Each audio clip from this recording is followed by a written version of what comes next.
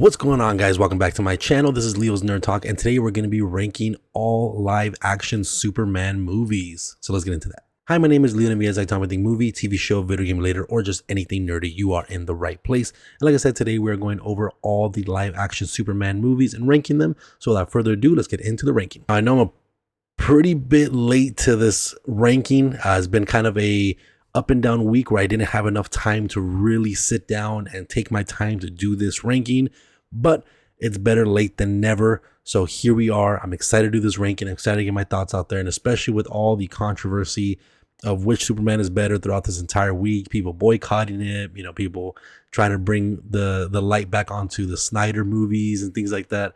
It's definitely a unique time to do a ranking like this, and I feel like this is going to be a very exciting one to go over. But before we get into the ranking, I want to give you a quick little rundown about my experience with Superman. If you haven't been following my review series of me going back to all the original movies and going one by one, doing a review on each individual film, you would know by now. But if you don't, I was never really the biggest Superman fan. I never really found the character that interesting growing up. I felt like, how can you relate to someone that is all powerful? And it just ended up being a character that I always kind of dismissed, even though I always enjoy the DC side of comic books a lot more than Marvel. Superman was always one of the characters that was at the bottom of my list when it came to superheroes. And it wasn't until recently, especially with, some of the original movies like the 1978 Superman with Christopher Reeves, where I started to really fall in love with the character and actually delve a little bit deeper into all of its charm that Superman kind of carries on his shoulder, and started to really actually enjoy the superhero that is Superman. And again, before we go ahead and get into the ranking, make sure to share your ranking in the comment section down below. I'd love to see how vastly different your guys' ranking is compared to mine. Remember, these are just my opinions. No one's list is absolutely correct. There's no set in stone list out there at all. So I would love to hear what you guys think on all these Superman movies. So go ahead and rank them all down below for me. But kicking off at my number 8, we are going to have Superman 3. And this movie feels very, very weird when it comes to the original 4 films. I mean, even the 4th one does feel a little weird, which we'll talk about a little bit later. But this one definitely feels like a Richard Pryor, the movie featuring Superman, where in an era where Richard Pryor was a pretty prominent comedian at the time, and you wanted to, I'm not sure what the actual scenario was, but it just seems like they wanted to bring someone in like Richard Pryor to go ahead and kind of sell the tickets more for Superman and kind of throw the Superman name on top of that to make it a little bit more interesting and compelling for people to come back for another chapter in the Christopher Reeves kind of Superman movie series. And it ends up coming off extremely goofy. There's a lot of things in here that just don't really work for me. We have someone like Ross Webster, not Rob Wester. I have the synopsis here in front of me so I don't forget, because it's been quite a while since I've seen them, especially going back to back. You kind of forget what happens in each individual one. But you have someone like Rob Webster, who's kind of just like a Lex Luthor copycat, and he kind of gets Richard Pryor's character that is supposedly like a computer genius to change the weather in Colombia so he can kind of take over the coffee bean supply chain and kind of get it in his own so that he can start making money off of that. And that is just a weird plot point to kind of put Superman into. And especially when the majority of the movie, Superman is not really present in Metropolis nor in these other areas that Richard Pryor and Ross Webster is kind of predominantly in throughout the whole movie. He goes back to Smallville to go to his high school reunion. He convinces the Daily Planet to let him take a trip back to his hometown to write a story about his high school reunion. And we kind of get introduced to this new love interest, who I think personally is a better love interest than Lois Lane in these original films. But we kind of just get that version of Superman. We don't really get the superhero side of him too much until kind of the end of this movie. And even then we get this whole other plot where they figure out a way to kind of make a fake kryptonite and make Superman into the trope that we get a lot, is the evil Superman. But the problem is that we don't really get the like threatening Superman side of it. He's kind of more just like a mopey person that just doesn't care and doesn't want to help people, and is just rather just be sitting at bars getting drunk, which I find it to be a very strange way to kind of take the character. And it just felt like a big jumble mess, and it felt like they should have stopped after Superman 2 and this just doesn't really feel like a Superman movie. But coming in my number 7, we have Superman 4, and not a huge step up from Superman 3, but I did find myself enjoying this one a lot more, even though it is one of the lowest rated Superman movies. But we do reintroduce Lex Luthor. He is back, and he has a plan to create a superhero that is just as powerful as Superman, if not even more. And we get that with the new character with, I believe it is Nuclear Man, who is a brand new character, has never been in the DC comics before, who I think is kind of fun, even though it's kind of weird that out of the entire rogues gallery of Superman, they decided to just make a brand new character. But overall, I think it is still a fun character to kind of explore and see his battle between that. And on top of that, I think this one just kind of brings in a little bit more charm into this film, and especially with Christopher Reeves. I don't think Christopher Reeves ever misses as Superman. I think he does fantastic in all 4 films, no matter how bad the movie is itself. Christopher Reeves is always a standout in all these movies. But at the end of the day, you have a movie that is still just not as interesting. We've already seen kind of the Lex Luthor plot trying to take over. We've seen what that kind of dynamic looks like. We get a character with, I believe it's like Lex Luthor's nephew, who is a very goofy side character, like sidekick to Lex Luthor, who really doesn't need to be in the movie at all. He doesn't really add much to it. So ultimately, it's still a little bit more entertaining than 3. And this also does introduce kind of a whole subplot about, nukes and the nuclear war crisis and things like that, which is kind of a interesting kind of take to go on, and especially during those times and things like that. So it definitely brings a little bit more like darkness to it and a more serious matter, which I do like, but still have a little bit of that goofy element, which I think that balance does make it a little bit more entertaining, a little bit more it gives it a little more merit to actually watch, even though I probably would never rewatch this movie ever again. And coming at my number 6, we have Superman Returns, the kind of soft reboot sequel to the Christopher Reeves movies, where we have Brandon Routh playing Superman as basically what the story is they find out that there might be some kryptonite in the area where Superman's home was, and he leaves Earth for about 5 years to go see for himself, to see if Krypton is really gone forever, or is there still some signs of life, or is the planet still there.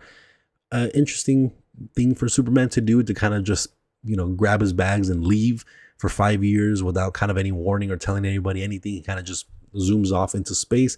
I understand also at the end of the day that he wants to make sure that his planet is really gone and he has his own physical proof, but it's still kind of a strange direction to take the character. And another part of it is that something that definitely stands out is you are trying to portray the Christopher Reeves character, because this is kind of a sequel to those 4 movies, or technically to the first 2 movies. They kind of say that the 3 and 4 are not really in the continuity when it comes to Superman Returns.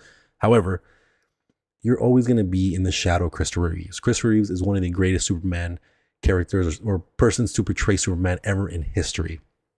And for me personally, Brandon Routh does not really portray that character that well. I believe throughout this entire movie, he is very, very one note when it comes to both Clark Kent and the Superman side. There is not much character arc to him. There's not much charisma or charmingness to him. There's not enough humor. There's not enough difference between the 2 characters, which I personally think the Clark Kent and Superman are 2 different characters. You have to be good at both of them to be a good Superman.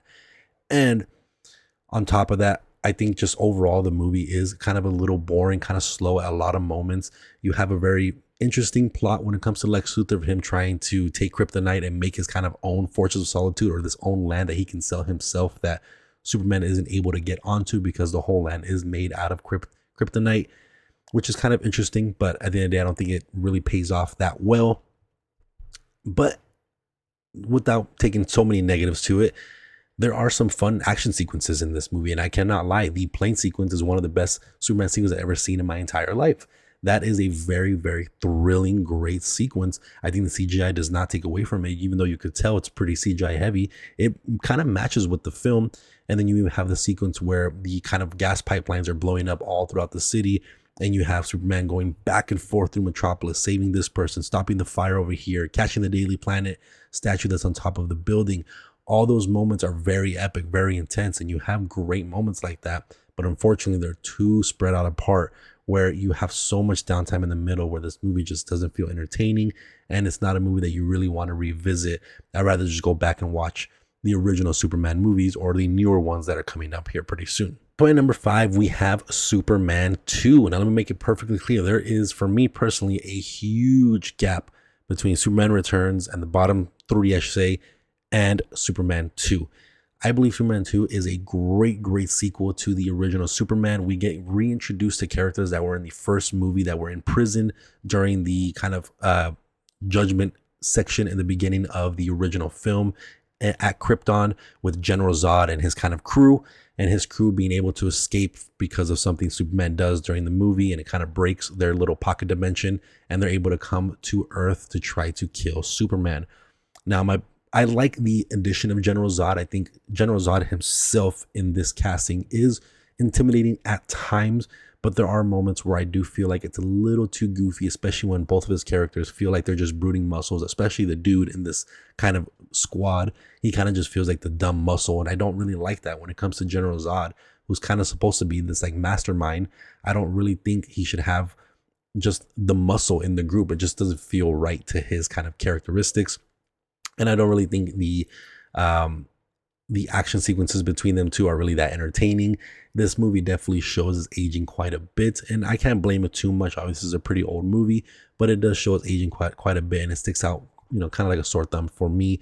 But it is still pretty entertaining overall. And it has a great story as well when it comes to Superman kind of giving up his powers for Lois Lane. Lois Lane kind of figuring out who he really is, and that whole sacrifice that Superman has to go for to be in love with Lois Lane so she is not in danger, but has to kind of quickly revert that because Metropolis is in danger from General Zod and he needs to stop him.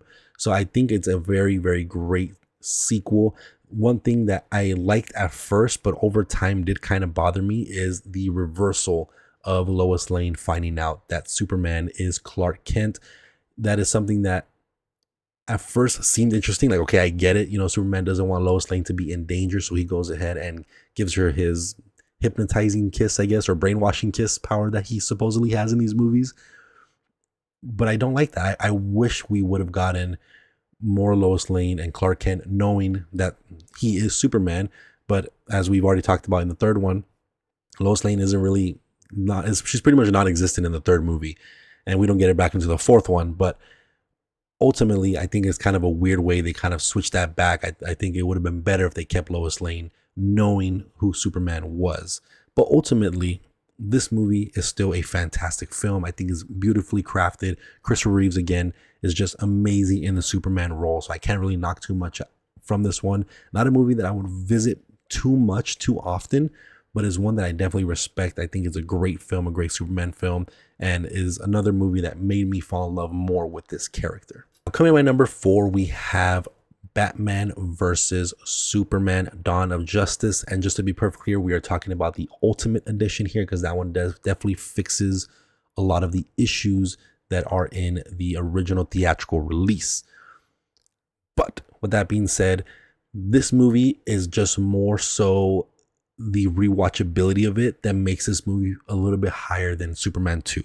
I think as a whole and how it's crafted, I think Superman 2 is technically better than Batman versus Superman, but Batman versus Superman is more entertaining and it's a lot more rewatchable because of the subject matter at hand.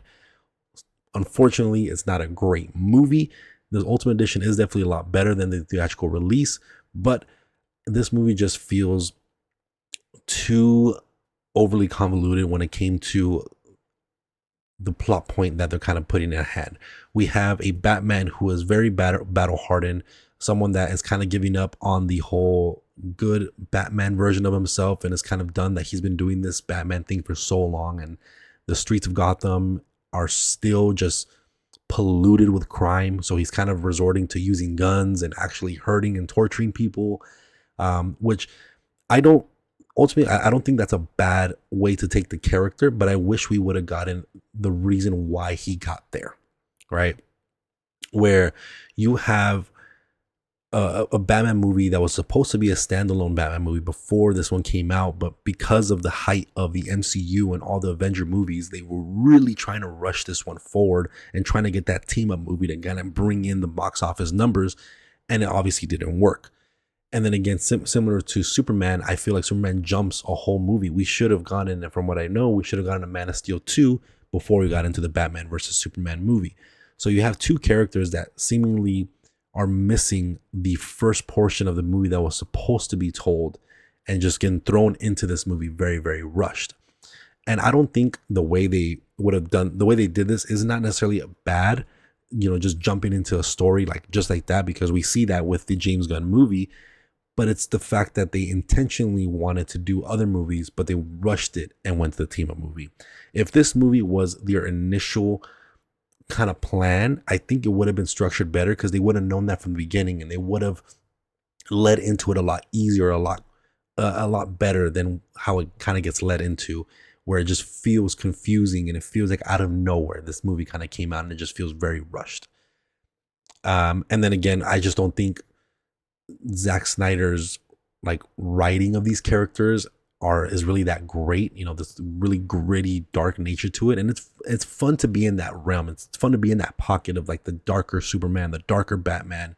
It's fun to be in that. Like I said, this is still entertaining. I still like these films overall, but it's something where I think there should have been a movie or a plot point beforehand to show us why these two characters became so dark and so gritty, not just, oh, that's just what this universe's characters are like.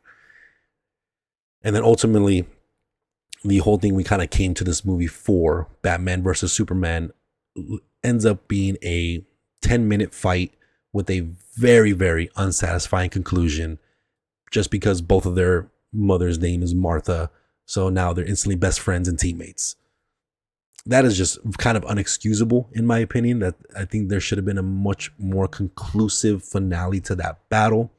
And this pretty much ended up being a Justice League movie origin, essentially, because we get the team up with Wonder Woman, and that's kind of the big three when it comes to the Justice League.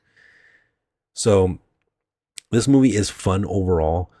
So let me kind of speak more on the positives there. There's great action.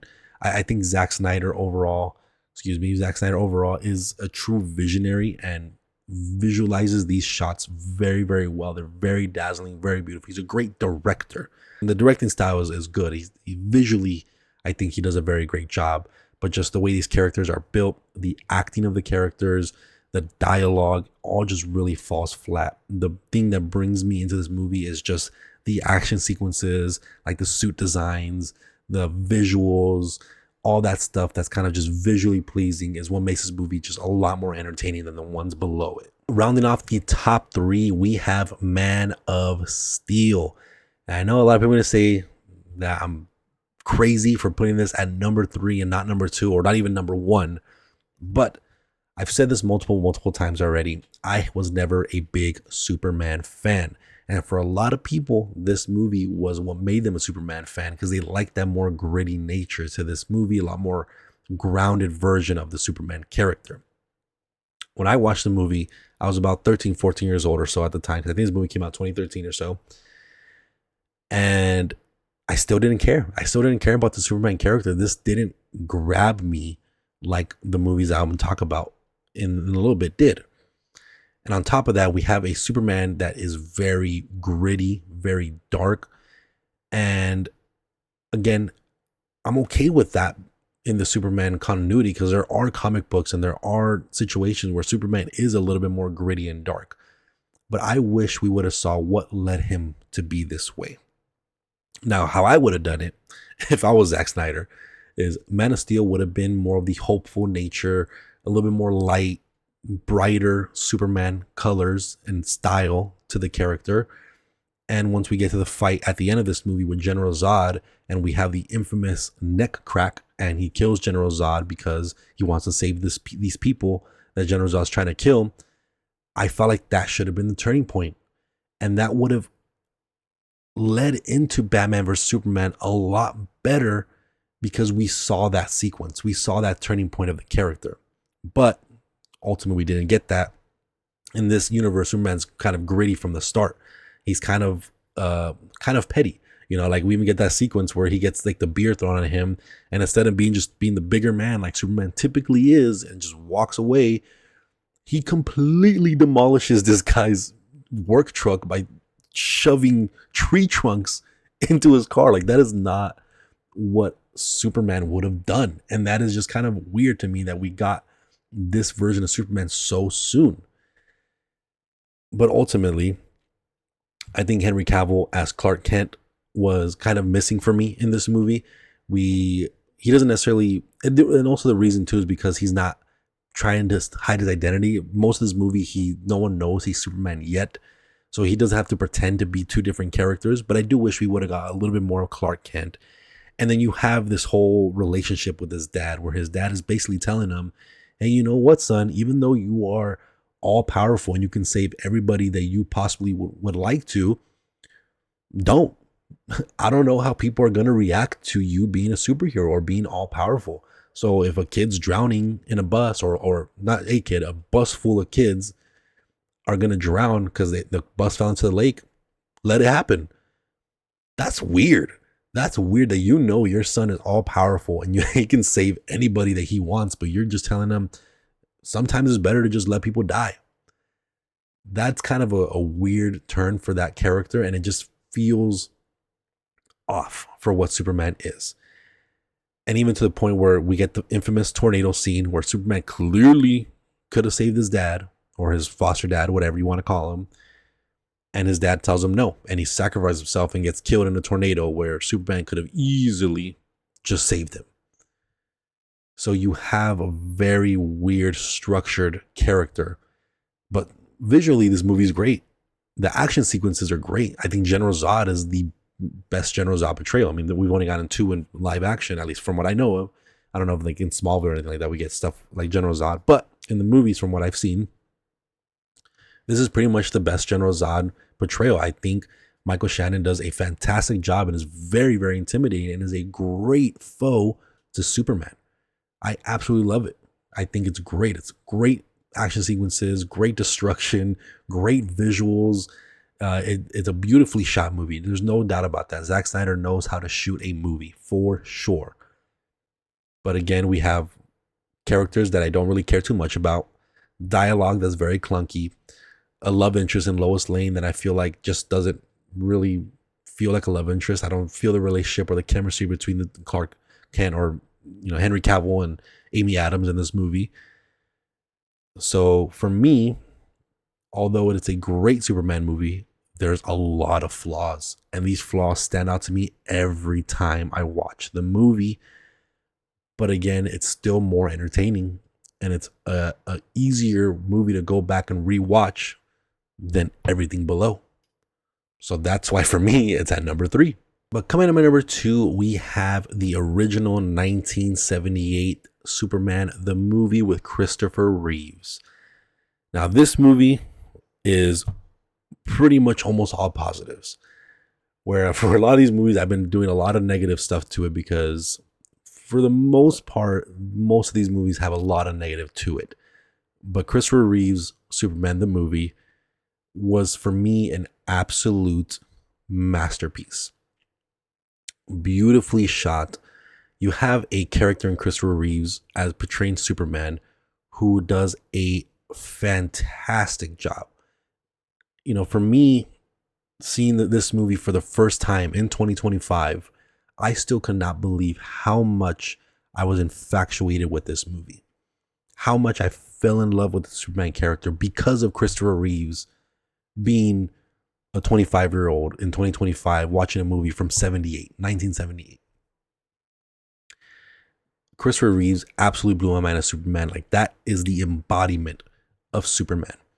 The charisma, the charm, the humorous nature, the sense of power, how much presence he really holds as Superman.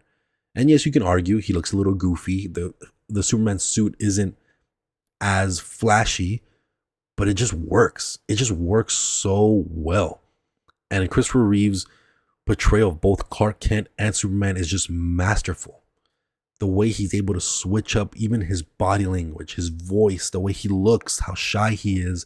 And then when he takes off the glasses and goes to the Superman suit, he stands taller. He feels powerful. And then on top of that, I just think the movie is great.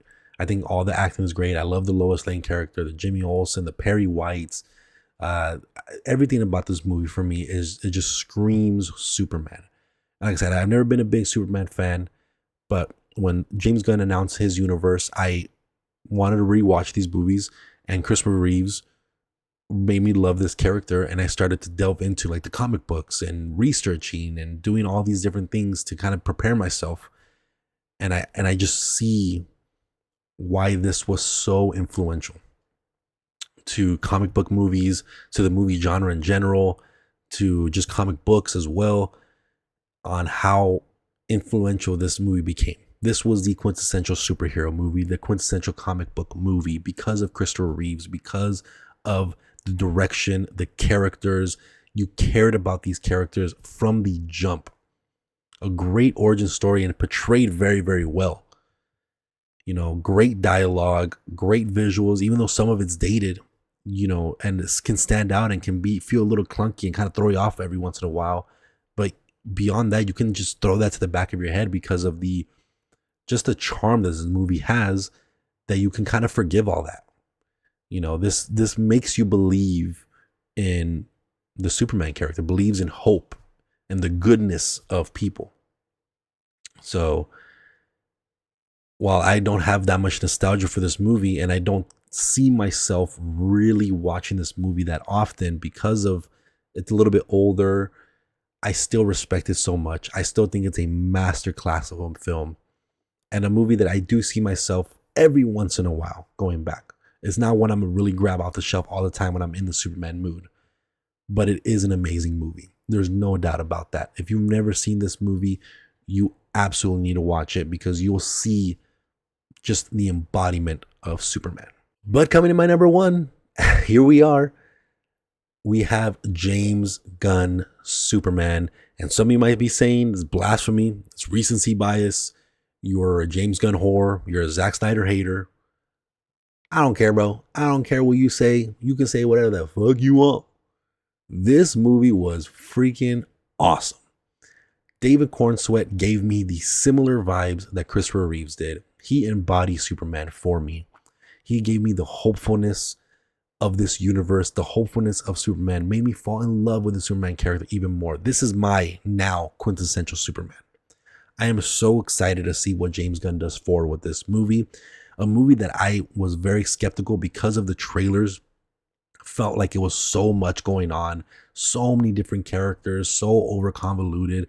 In the context of the movie, when you watch it, it just works. It just fits so perfectly. You have a relationship between David Cornsweet or Clark Kent, Superman, and Lois Lane that I believe is just beautiful. Just great chemistry, just wonderful, wonderful chemistry. I think Lois Lane does an amazing job in this movie. I forget what her name, the actual actress name is, but I think she does a fantastic job. You have the Justice Gang with someone like Nathan Fillion playing Guy Gardner, who I think is just an amazing Green Lantern, and I can't wait to see more of him. You have Mr. Terrific, a character that I've never known anything about until now, and was a standout. Are you kidding me? He was a standout. What a great character. I think he did such an amazing job. I'm so excited to see what they do with him. I think they're doing the Terrifics movie or a show, here pretty soon, I hope. And I can't wait to see what Mr. Terrific does. What a great character. Unfortunately, we have stuff like Hot Girl, who I think is still good, but they really gave her the kind of the short end of the stick in this movie for sure. They did not utilize her at all, in my opinion. They should have done way more with her character, but it could have been some scheduling issues. She was probably doing The Last of Us and things like that. But I digress. This movie was just amazing. I think the story was great. Lex Luthor, oh my, Nicholas Hoult as Lex Luthor, one of the greatest Lex Luthor, if not the greatest Lex Luthor we have ever gotten. Fantastic. I'm just telling you, this movie gave me those Christopher Reeves feels, where you just feel the character of Superman in every shot. And I think James Gunn is just doing a fantastic job with the DCU. We're only one movie in, but it's a great start. It is a fantastic start. And I just please, I encourage you to watch the movie. Make this movie successful.